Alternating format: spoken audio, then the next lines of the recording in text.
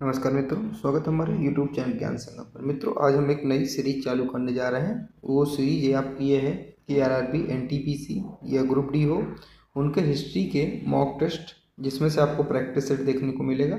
पर practice set आपको 50 question देखने को मिलेगा। पहले हिस्ट्री के होंगे, इसके बाद जियोग्राफी। जियोग्राफी में आपको दोनों कवर कराए जाएंगे, वर्ल्ड जियोग्राफी तथा इंडियन जियोग्राफी। इसके साथ ही आप पॉलिटी के भी कवर कराए जाएंगे, इकोनॉमिक्स की भी कवर कराए जाएंगे तथा आर्ट एंड कल्चर। ये सारे आपको PYQ के माध्यम से, यानी कि मॉक टेस्ट के माध्यम से आपको करवाए जाएंगे। इसके पहले मैंने PYQ अपलोड कर दिया, चैप्टर वाइज PYQ और सब्जेक्ट वाइज। नहीं आपने देखा तो आप जाके देख लीजिए। तथा NTPC ग्रुप डी वालों के लिए ऑफिशियल पेपर ही मैं करवा रहा हूँ चैनल पे। तो RPF वालों के लिए भी एक सूचना है कि RPF वालों का भी PYQ चैप्टर वाइज चल रहा है। हिस्ट्री का इस समय चल रहा है, 2 वीडियो अपलोड हो चुके हैं, तो आप उनको देख लीजिए। ये सारी जानकारी आपको प्लेलिस्ट के माध्यम से मिल जाएगी। चैनल पे विजिट करेंगे, थंबनेल के माध्यम से आप आसानी से समझ पाएंगे। तो आज का हमारा पहला प्रश्न है। इसके पहले आपको जो इसमें 50 क्वेश्चन रहेंगे, आपको ये करना है कि वीडियो को पॉज करना है। वीडियो को पॉज करने के बाद आपको उत्तर देना है कि आपके कितने प्रश्न जो सही होते हैं। इसके बाद आपको बताना है कि आप मेरे इतने 50 में से सही हुए। आपका इससे क्या है, लेवल पता चलेगा, आपकी तैयारी बेहतर होगी। और बहुत जो क्वेश्चन रहेंगे स्टैंडर्ड क्वेश्चन रहेंगे, ठीक है। तो आज का हमारा पहला प्रश्न है, हड़प्पा सभ्यता का प्राचीन शहर धौलावीरा निम्नलिखित में से किस राज्य के शुष्क द्वीप पर स्थित है। तो धौलावीरा था किस राज्य के शुष्क देश में स्थित है। तो ये गुजरात, कहाँ स्थित है, गुजरात में स्थित है, ठीक है। आपको पता होगा, देखिए एक आप धौलावीरा याद कर लीजिए, लोथल याद कर लीजिए, ठीक है। ये कहाँ, ये गुजरात में ही थे, ठीक है। अगला है, देखिए वह कौन सा हड़प्पा स्थल है जहाँ घोड़ों की हड्डियां अवशेष के रूप में मिली थी। गुजरात में स्थित है और जगवती जोशी द्वारा खुदाई की गई थी। आपको हिंट दे दी गई है तो ऐसा कौन सा स्थल था सिंधु घाटी सभ्यता का जहाँ घोड़े की हड्डियां मिली थी तथा गुजरात में जो स्थल है स्थित है और जगपत जोशी द्वारा उसकी खुदाई की गई थी। तो सुरकोटदा है। सुरकोटदा में एकमात्र घोड़ों की हड्डियों के अवशेष मिले थे, इतना याद रखिएगा। अगला है, इनमें से किस हड़प्पन स्थल के किलाबंदी के साक्ष्य नहीं है। तो किस हड़प्पन जो है किलाबंदी के साक्ष्य नहीं है, ये आपको बताना है। तो ऑप्शन नंबर तीसरा, चनहूदड़ों के। किसके नहीं, चनहूदड़ों के नहीं है। चनहूदड़ों क्या था, एक औद्योगिक शहर था, ठीक है, दुर्ग रहित शहर था, याद रखिएगा। अगला है, निम्नलिखित में से किस हड़प्पा स्थल की खुदाई 1960 के दशक में वी के थापर के मार्गदर्शन में की गई थी। वी के थापर या बीवी लाल और वी के थापर के मार्गदर्शन में की गई थी 1960 में। कौन सा हड़प्पा स्थल था, ये आपको बताना है। तो उसका नाम क्या होगा, उसका नाम होगा हमारा कालीबंगा। आपको पता है कालीबंगा का अर्थ क्या होता है, काले रंग की चूड़ियाँ, ठीक है। तो ये अगला है, सिंधु घाटी की सबसे प्रसिद्ध शिल्प कृतियों में से एक लगभग 4 इंच ऊंची तांबे की नृत्य करती हुई लड़की की जो मूर्ति है वो कहाँ पाई गई है। ये कहाँ पाई गई है, मोहनजोदड़ो में पाई। कहाँ पाई गई, मोहनजोदड़ो में पाई गई है। तो यहाँ से हमारा सही उत्तर क्या हो जाएगा, ऑप्शन नंबर तीसरा, मोहनजोदड़ो, ठीक है। अब मोहनजोदड़ो की खुदाई कब हुई थी, तो मोहनजोदड़ो की खुदाई जो है कब, 1922 में हुई थी। कब, 1922 में हुई थी, ठीक है, और राखलदास बनर्जी के द्वारा। अगला है, निम्नलिखित में से किस सिंधु घाटी सभ्यता स्थल पर वयस्क लोगों को प्रायः गड्ढे में सीधा लिटाकर दफनाया जाता था, उनका सिर उत्तर की ओर होता था। तो इन कौन सा इसका सही उत्तर होगा, इमाम गांव। इमाम गांव कहाँ है, इमाम गांव इस समय महाराष्ट्र। तो यहाँ से सही उत्तर 4। अगला है, हड़प्पा सभ्यता के दौरान कस्बों की योजना ग्रिड पद्धति अपनाई गई थी। ग्रिड पद्धति कैसी पद्धति थी, तो आयताकार पद्धति थी। एक यहाँ से हमारा एकदम सही उत्तर होगा। आप लोग जरूर अपना स्कोर शेयर कीजिएगा। अगला है, सिंधु घाटी सभ्यता के निम्नलिखित में से किस शहर में बंदरगाह पाया गया है। तो किस शहर में बंदरगाह पाया गया है, तो ये लोथल में पाया गया है। कहाँ, लोथल। लोथल कहाँ है, लोथल देखिए गुजरात में, भारत के गुजरात राज्य में लोथल है। और गुजरात की सीमा क्या है, समुद्र के साथ टच होती है। तो बंदरगाह वहीं होगा जहाँ समुद्र की सीमा टच होगी। अगला है, निम्नलिखित में से किस हड़प्पा स्थल में यज्ञ वेदी यानी कि फायर ऑल्टर मिले हैं। अग्नि यज्ञ वेदी को इंग्लिश में फायर ऑल्टर कहते हैं। तो मिले हैं, कहाँ मिले हैं, तो ये कालीबंगा में मिले। कहाँ मिले, कालीबंगा में मिले। एक यहाँ से हमारा एकदम सही उत्तर होगा। अगला है, हड़प्पा के लोगों की धार्मिक प्रथाओं के विषय में निम्नलिखित में से कौन सा कथन सत्य है। तो धार्मिक उनके बारे में कौन सा कथन सत्य है, तो इसका सही उत्तर ऑप्शन नंबर तीसरा, कोई मंदिर मिला है, नहीं मिला। ऑप्शन नंबर तीसरा इसका सही उत्तर होगा। अगला है, वेदों को भारत आर्य सभ्यता का प्रारंभिक साहित्यिक अभिलेख माना जाता है। 4 वेद हैं, एक ऋग्वेद, सामवेद, यजुर्वेद और चौथा वेद कौन सा है, ये आपको तो देखिए, एक होगा यजुर्वेद, सामवेद और यजुर्वेद हो गया, ऋग्वेद हो गया, सामवेद, तो अथर्ववेद है चौथा, क्या, अथर्ववेद, याद रखिए। देखिए मैं आपको बताऊं, यहाँ से मैंने आपको 1 से और 10 तक, प्रश्न 1 से प्रश्न 10 तक आपको मैंने कराए, ये हड़प्पा यानी कि सिंधु घाटी सभ्यता के प्रश्न। अब मैं आपको 11 से 20 तक वैदिक वाले कराऊंगा, 11 से 20 तक वैदिक, यानी कि 10-10 प्रश्न लेके चलूंगा आपको हिस्ट्री के, और टॉपिक वाइज पूरे 10-10 रहेंगे। इसके बाद क्या आएगा, मौर्य काल आएगा, इसके बाद मुगल, ये सब मैं कराता रहूंगा। अगला है प्रारंभिक वैदिक युग के संबंध में निम्नलिखित में से कौन सा कथन सही है। कौन सा कथन सही है, तो इसका सही उत्तर ऑप्शन नंबर तीसरा, धर्म जादू टोना के सूत्रों पर आधारित नहीं था, तीसरा इसका सही उत्तर होगा। अगला है वैदिक श्लोकों का मुख्य संग्रह कहलाते हैं। जो वैदिक श्लोक है इसका मुख्य संग्रह क्या कहलाते हैं, तो वैदिक जो श्लोक हैं इनके संग्रह, जो इनको इकट्ठा करके उनको संहिता कहा जाता है। क्या संहिता कहा जाता है, ठीक है। देखिए जो प्रश्न है ना, मैं बहुत ही संक्षेप तरीके से, इनकी लघु तरीके से करवा रहा हूँ। इसका पूरा विस्तार जो मैं चैप्टर वाइज करवाया प्लेलिस्ट मिल जाएगी, हिस्ट्री की एक बेकायदे प्लेलिस्ट बनी है, ठीक है, PYQ हिस्ट्री प्लेलिस्ट और RRB NTPC ये करके है, वहाँ प्लेलिस्ट है, आप जैसे चैनल पे जाएंगे मिल जाएगी। उसमें पूरा मैंने विस्तार से, भले ही मैंने 50-100 क्वेश्चन करवाए हैं, लेकिन बहुत उसमें विस्तार से मैंने 1-1 घंटे 2-2 घंटे की मेरी वीडियो पढ़ी है, आप वहाँ से पूरा सिलेबस कवर कर सकते हैं। अगला है पुरुष सूक्त किस वेद का सूक्त है। जो पुरुष सूक्त है किस वेद का सूक्त है, तो ऋग्वेद का। किसका, ऋग्वेद का। दूसरा यहाँ से हमारा सही उत्तर होगा। अगला है देखिए जो पुरुष सूक्त है ऋग्वेद का एक भजन है, यह भजन ऋग्वेद के 10वें मंडल में है। अब आपको यहाँ से याद रखना है जो ऋग्वेद किस में है, एक तो आपको ऋग्वेद में क्या है, पुरुष सूक्त है, और पुरुष सूक्त किस में है, तो पुरुष सूक्त जो 10वें मंडल में, किस में, 10वें मंडल में है, ठीक है। और ब्रह्मणीय प्रणाली यानी कि विष्णु को समर्पित है, यह भजन वैदिक ईश्वर का स्वरूप माना जाता है। और ऋग्वेद के ही तीसरे मंडल में गायत्री मंत्र का भी उल्लेख है, ये भी आपको याद रखना। अगला है ऋग्वेद में कितनी पुस्तकों में विभाजित किया गया। ऋग्वेद को कितनी पुस्तकों में विभाजित किया गया है, जो ऋग्वेद है इसको टोटल 10 पुस्तकों में विभाजित किया गया। कितनी, 10 पुस्तकों में विभाजित किया गया। अभी मैंने आपको 10वां मंडल बताया, 10वें मंडल में पुरुष सूक्त है, तीसरे मंडल में क्या है, गायत्री मंत्र है। अगला है ऋग्वेद के बारे में कुछ खास बात है, आपको यहाँ से सारी चीज़ें अभी वो हो जाएंगी। देखिए जहाँ पे ज़रूरत है विस्तार की वहाँ पे करवा रहा हूँ, ठीक है। देखिए ऋग्वेद को 10 पुस्तकों या मंडलों में बांटा गया। जो ऋग्वेद है मोटी किताब है, मान लीजिए आप ऐसे समझिए, सरल भाषा में मोटी किताब है, उस मोटी किताब को 10 पार्ट में बांट दिए गए, 10 अलग अलग पार्ट में उसकी बाइंडिंग करवा दी गई है, ठीक है। ऋग्वेद में टोटल 1028 सूक्त है। ऋग्वेद में वर्णित प्रमुख देवता इंद्र हैं, इंद्र के अलावा सूर्य भी हैं और अग्नि भी हैं, लेकिन प्रमुख देवता इंद्र है, ठीक है।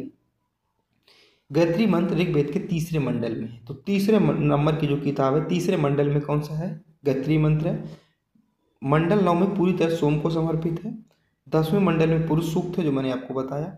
10वें मंडल के नसड़िया सूक्त भी है जिसमें ब्रह्मांड की उत्पत्ति के बारे में बताया गया है। अगला निम्नलिखित में से किस वेद में यज्ञ के समय पालन किए जाने वाले नियमों के विवरण है, तो किसमें है, तो इसका सही उत्तर यजुर्वेद है। किसमें, यजुर्वेद, इसका सही उत्तर दूसरा होगा। अगला है वैदिक गणित का सबसे महत्वपूर्ण ग्रंथ है, तो वैदिक गणित का सबसे महत्वपूर्ण ग्रंथ कौन सा है, तो इसका सही उत्तर क्या होगा, इसका सही उत्तर होगा ऑप्शन नंबर हमारा पहला, शुल्ब सूत्र। अगला प्रश्न है निम्नलिखित में से किस नदी का उल्लेख वैदिक संहिता में वितस्ता के रूप में किया गया है। अभी मैं आपको बताऊंगा कि वैदिक काल में जो नदियां थी, सिंधु नदी हो गई, इनका अलग नाम था, तो कह रहा है वितस्ता किसका नाम था, तो जो वितस्ता था इसका नाम झेलम का नाम था। आपको यहाँ से याद रखे झेलम क्या नाम था, क्या था वैदिक में, वितस्ता था। देखिए जैसे गोमती का क्या नाम था, अगर वैदिक काल में पूछा जाए, गोमती का नाम गोमल था, और सतलुज का नाम सतुद्री था, और ब्यास का नाम विपाशा था, रावी नदी का नाम परुष्मणी था, और अश्विनी का जो नाम है, चिनाब नदी का नाम अश्विनी था, और झेलम का नाम वितस्ता था, याद रखें। अगला है ऋग्वेद में ऋषि विश्वामित्र और देवी के रूप में पूजी जाने वाली 2 नदियों के बीच संवाद के रूप में एक ऋचा है, ये कौन सी नदियां हैं, ये कौन सी प्रमुख 2 नदियां हैं, ये व्यास है और सतलज है, याद रखिएगा, दूसरा इसका सही उत्तर होगा। अगला है किसने अपने शासनकाल में पाटलिपुत्र को मगध की राजधानी बनाया और यहाँ एक छोटा किला बनाया, तो किसने बनाया था, ये उदयन ने बनाया था। ये प्रश्न कई तरह से पूछा जाता है, ठीक है, याद रखिएगा, ये प्रश्न कई तरह से पूछा जाता है। प्रश्न तो ये पूछा जाता है कि पाटलिपुत्र के पहले मगध की क्या राजधानी थी, एक प्रश्न ये पूछा जाता है। दूसरा प्रश्न यहाँ से ये पूछा जाता है कि पाटलिपुत्र जो राजधानी को किसने बसाया और राजधानी किसने बनाया, तो उदयन का इसमें बहुत बड़ा योगदान था, बताइएगा, ठीक है। आपको इस प्रश्न का उत्तर कमेंट में देना है कि जो पाटलिपुत्र जब मगध की राजधानी नहीं थी तो इसके पहले मगध की राजधानी क्या थी, ये आपको उत्तर कमेंट में बताना है, सर्च कर लीजिएगा, पूछा जाता प्रश्न। अगला है महाजनपद के दौरान किसानों को कर के रूप में उत्पादन का कितना हिस्सा वसूला गया था? कितना हिस्सा? तो इसका सही उत्तर क्या होगा? 22 का हमारा सही उत्तर होगा 1/6 हिस्सा। ठीक, 1/6। अगला है, महाजनपद काल में कौशल की राजधानी क्या थी? तो महाजनपद काल में जो कौशल की राजधानी क्या थी? कौशल की राजधानी श्रावस्ती थी। क्या थी? इसका सही उत्तर क्या हो जाएगा? ऑप्शन नंबर 1 श्रावस्ती थी। अगला है, बिंबिसार ने किस राजवंश की स्थापना की थी? जो बिंबिसार थे, किस राजवंश की स्थापना इनके द्वारा की गई थी? तो इनके द्वारा जो स्थापित राजवंश, किनकी स्थापना? हर्यक वंश की स्थापना बिंबिसार के द्वारा की गई थी। आप कंफ्यूज मत होइएगा, बिंबिसार और बिंदुसार में अंतर। अगला है, महाजनपदों के राजाओं ने किले को इस प्रकार बनाया जिससे दे सकते थे सुरक्षा। तो दूसरा हमारा एकदम सही उत्तर होगा। अगला है, 16 महाजनपदों की अवधि के दौरान मथुरा की राजधानी थी। तो मथुरा की राजधानी क्या थी? ये मथुरा की राजधानी सूरसेन थी। ठीक है, सुरसेन, ये सूरसेन। तो 4 हमारे इसका सही उत्तर होगा। अगला है, महाजनपदों के राजाओं को एकत्रित करके बारे में निम्नलिखित में से कौन सा कथन सही नहीं है? जो कथन दी, कौन सा कथन सही नहीं है? तो इसका सही उत्तर ऑप्शन नंबर 3 होगा। उत्पादित फसलों पर 1/4 कर निर्धारित किया गया था, जबकि अभी मैंने आपको बताया 6वां हिस्सा। अगला है, अजातशत्रु ने पर हमले से संबंधित मामले पर सलाह लेने के लिए अपने मंत्री वासकारा को बुद्ध के पास भेजा था। तो किस हमले पर, यानी कि किस हमले पर सलाह लेने के लिए मंत्री को बुद्ध के पास भेजा था? तो इसका सही उत्तर क्या हो जाएगा? ऑप्शन नंबर 4 वज्जी पर हमले से संबंधित मामले पर। अगला है, प्राचीन काल में गंगा के दक्षिण में स्थित क्षेत्र को किस नाम से जाना जाता था? तो गंगा के जो दक्षिण में स्थित क्षेत्र था उसे मगध के नाम से जाना जाता था। अगला है, गौतम ने किस स्थान पर अपने आत्मज्ञान की प्राप्ति के बाद 5 ब्राह्मणों से मुलाकात की? तो 5 ब्राह्मणों से मुलाकात की थी। तो कहाँ किया था? इस सारनाथ में किया था। ठीक है, याद रखिएगा। अगला है, बुद्ध चरित्र पुस्तक बुद्ध की जीवनी द्वारा लिखी गई। तो जो बुद्ध चरितम पुस्तक है, ये बुद्ध की जो जीवनी है बुद्ध जी की, किनके द्वारा लिखी गई? अश्वघोष जी के द्वारा लिखी गई। याद रखिएगा। किसके शासनकाल में बौद्ध चौथे बौद्ध परिषद का आयोजन हुआ था? तो टोटल 4 बौद्ध संगीतियाँ हुई थी। तो चौथे किसके शासनकाल में हुई थी? ये आपसे पूछा जा रहा है। तो जो 14 ये हुई थी, जो 4th नंबर की थी, ये कनिष्क के शासनकाल में हुई थी। याद रखिएगा। अब देखिए, मैं 14वें आपको जो चारों बौद्ध संगीति हैं एक बार आपको रिवाइज करवा देता हूँ। जो प्रथम बौद्ध संगीति है 483 में हुई थी, राजगृह में हुई थी, महाकश्यप इसके अध्यक्ष थे, और इस शासनकाल अजातशत्रु के शासनकाल में हुई थी। आपके लिए चारों लाइनें इंपॉर्टेंट है। समय आपको याद रखना है, स्थान, अध्यक्ष और शासनकाल। ठीक है, तो प्रथम 483 में। द्वितीय के लिए आपको क्या करना है? 483 में 100 माइनस कर दीजिए, माना आएगा 383। द्वितीय हुई थी वैशाली में हुई थी, साबा कामिस के अध्यक्ष थे, और काला अशोक के समय में हुई थी। देखिए, दूसरी होती काला अशोक और तीसरी अशोक, दूसरी काला अशोक, तीसरी अशोक। ठीक है, और तृतीय 255 ईसा पूर्व में हुई थी, पाटलिपुत्र में हुई थी, मोगली पुत्र इसके क्या थे? अध्यक्ष थे, अशोक के शासनकाल में हुई थी।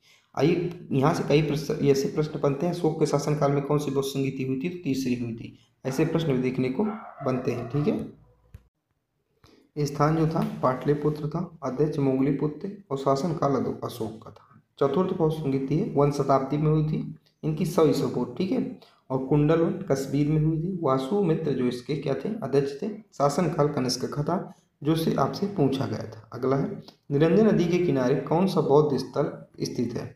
तो जो निरंजना नदी के किनारे कौन सा बौद्ध स्थल स्थित है? कौन सा है? दूसरा है बोध गया। कौन सा है? बोध गया। दूसरा इसका सही उत्तर हो जाएगा। अगला है, देखिए, बोध गया से जुड़ी महत्वपूर्ण खास बातें। निरंजन नदी के किनारे बोध गया बौद्ध स्थल है। कौन सा? बोध गया बौद्ध स्थल है। बोध गया में महाबोधि मंदिर है। कहा जाता है इसी मंदिर पर, इसी जगह पर गौतम बुद्ध को ज्ञान की प्राप्ति हुई थी। आपने देखा होगा, जो बोध गया में गौतम बुद्ध को क्या था? ज्ञान की प्राप्ति उनको हुई थी। ठीक है, उसी के बगल से एक नदी बहती थी, उस नदी का नाम था निरंजना नदी। ठीक है, निरंजना नदी को जो फाल्गु नदी के नाम से भी जाना जाता था। ये 2022 के पेट में प्रश्न आया था। ठीक है, और बोध गया में ही ज्ञान की प्राप्ति के बाद जो गौतम बुद्ध को तथागत कहा जाने लगा था। गौतम बुद्ध ने अपना जीवन का आखिरी समय कुशीनगर में व्यतीत किया था। अगला, सत्य की खोज में सिद्धार्थ के प्रस्थान को क्या कहा जाता है? यानी कि सत्य की खोज में जब वो अपने घर से चले थे 29 कितने वर्ष की आयु में, तो ठीक है, जब घर से चले थे तो उस घटना को क्या कहा जाता था? तो उस घटना को महाभिनिष्क्रमण कहा जाता था। क्या? महाभिनिष्क्रमण। अगला, भगवान बुद्ध के महापरिनिर्वाण के बाद पहली बौद्ध संगीति कहाँ आयोजित की गई थी? तो पहली जो बौद्ध संगीति कहाँ आयोजित की गई थी? ये राजगृह यानी कि राजगीर में आयोजित की गई थी। अगला है, गौतम बुद्ध ने अपना पहला उपदेश कहाँ दिया था? तो गौतम बुद्ध ने अपना पहला उपदेश कहाँ दिया था? ये सारनाथ में दिया था, आप सभी को पता। अगर पूछा जाए सर्वाधिक उपदेश, तो सर्वाधिक उपदेश जो श्रावस्ती में दिए थे, याद रखिएगा। अगला, इस उपदेश के बारे में कुछ खास बातें। देखिए कौन कौन सी खास बातें हैं।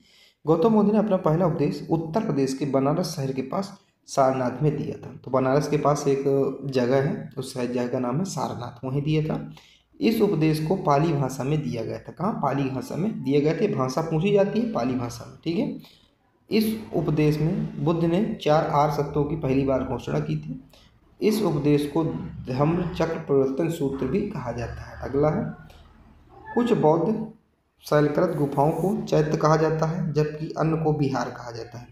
इन दोनों में क्या अंतर है, ये आपको बताना है। तो इन दोनों में अंतर है, जो चैत्य पूजा का स्थान होता है, जबकि विहार भिक्षुओं को निवास का स्थान होता है। दूसरा हमारा एकदम सही उत्तर हो जाएगा। अगला है, निम्नलिखित में से कौन सा कथन बौद्ध धर्म के संबंध में सही नहीं है?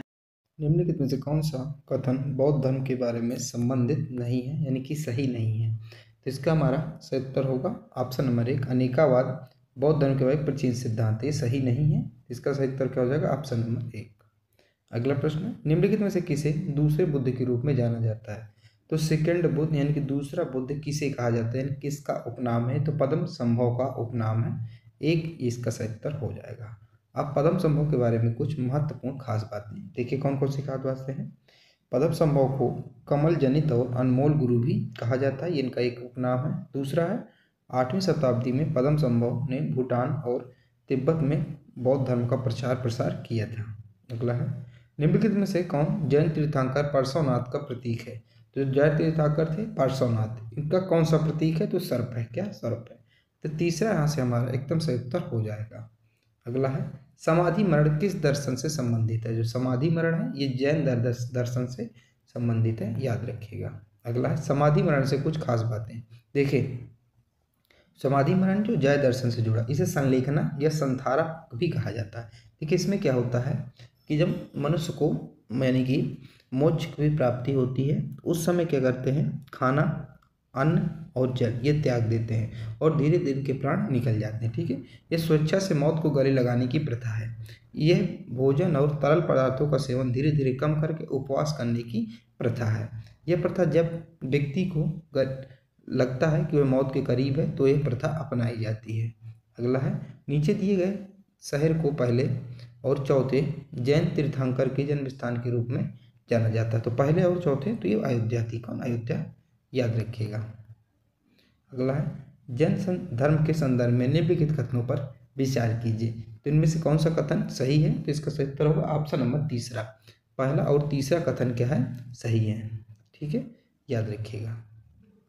अगला है, निम्नलिखित में से जो 23वें जैन तीर्थंकर का प्रतीक क्या था? तो 23वें जो जैन तीर्थंकर क्या थे? ऋषभ यानी कि पार्श्वनाथ, उनका प्रतीक नांग था, याद रखिएगा, सर्प था। तीसरा इसका सही उत्तर होगा। अगला है, जैन परंपरा के अनुसार वर्धमान महावीर तीर्थंकर थे।